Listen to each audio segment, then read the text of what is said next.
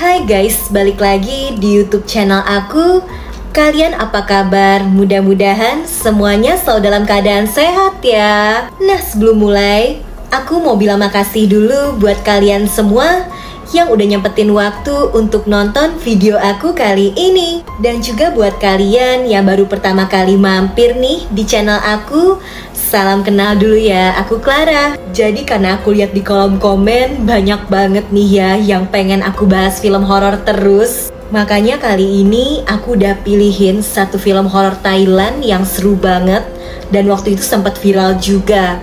Judulnya The Maid. Di film ini cerita horornya bukan cuma hantu guys, tapi ada psikopatnya juga.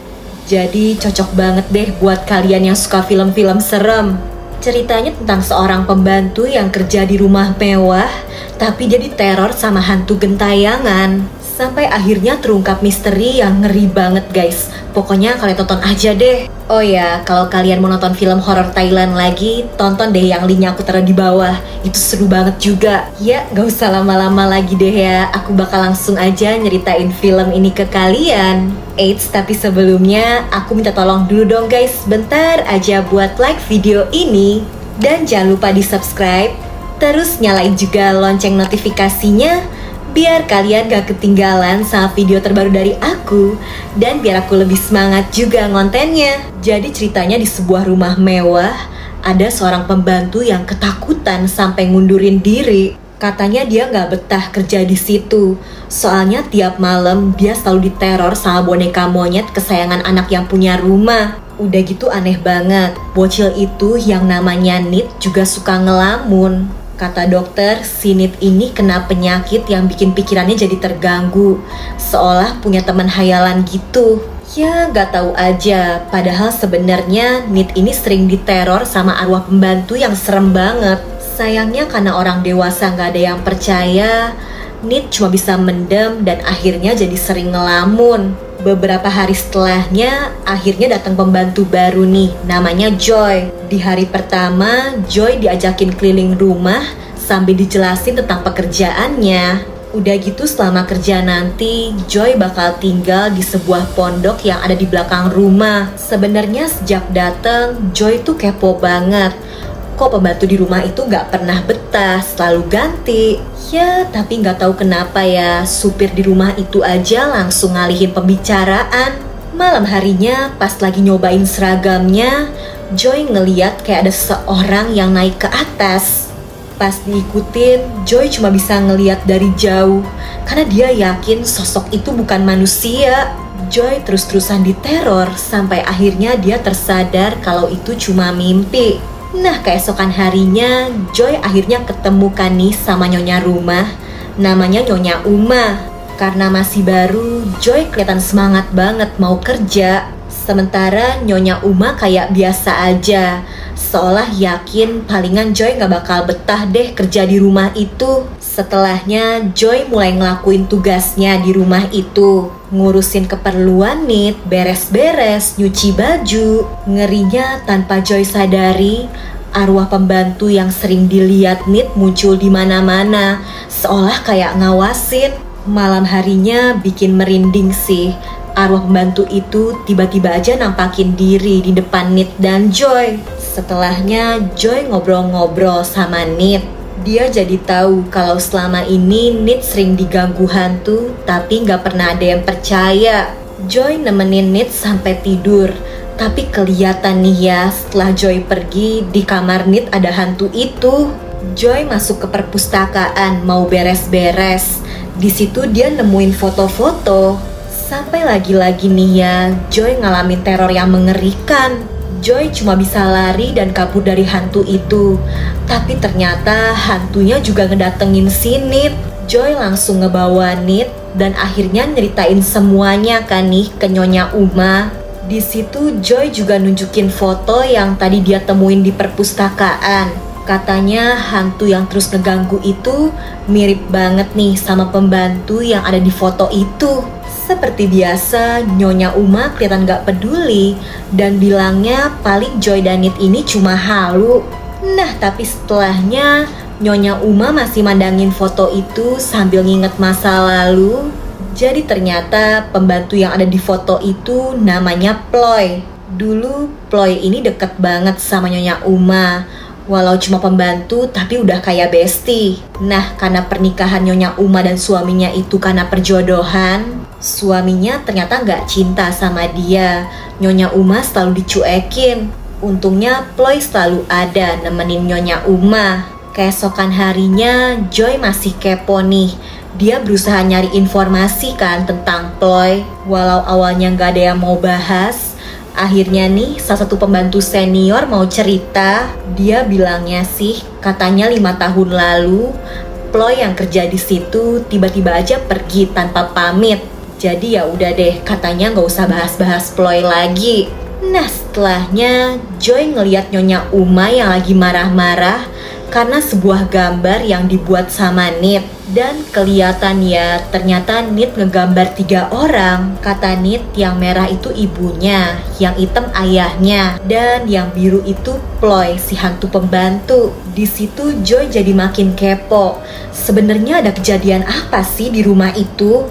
Pas banget, malamnya arwah Ploy datang. Awalnya Joy kayak diteror habis-habisan. Tapi ternyata arwah Ploy mau nunjukin masa lalu yang selama ini tersembunyi. Jadi dulu Ploy dan majikannya ternyata selingkuh, bahkan sampai punya anak. Nit ternyata bukan anaknya Nyonya Uma guys, tapi anaknya Ploy. Pantes aja arwah Ploy selalu ada di sekitar Nit. Awalnya kehidupan di rumah itu tetap berjalan seperti biasa. Nyonya Uma juga kelihatannya gak marah walau suaminya selingkuh. Mungkin ya karena saling gak cinta juga kan. Setelah ngelahirin Nit, Ploy tetap kerja di rumah itu. Sampai suatu hari dia tiba-tiba kepleset dan terluka parah. Bukannya ditolongin, Nyonya Uma malah ngebiarin kondisi Ploy semakin memburuk. Diam-diam ternyata Nyonya Uma sebenarnya cemburu, tapi gak pernah ngungkapin. Makanya di saat ada kesempatan, Nyonya Uma merintahin pembantu senior, supir, semuanya kerjasama nguburin Ploy. Bahkan di situ juga ada suaminya itu guys. Parahnya pas mau dikubur, ternyata Ploy keadaannya sadar. Jadi sebenarnya dia cuma pingsan. Tapi tetap aja mereka ngubur Ploy hidup-hidup. Dan sejak itu Nit diambil alih jadi anaknya Nyonya Uma. Di situ juga terungkap plot twist ya.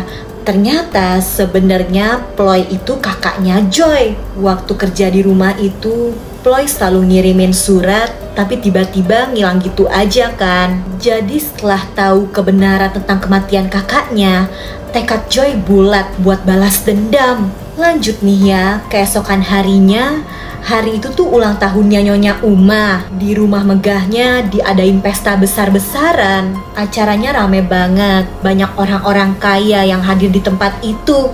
Di saat semua orang lagi asik pesta, Joy diam-diam mulai ngelakuin balas dendamnya guys.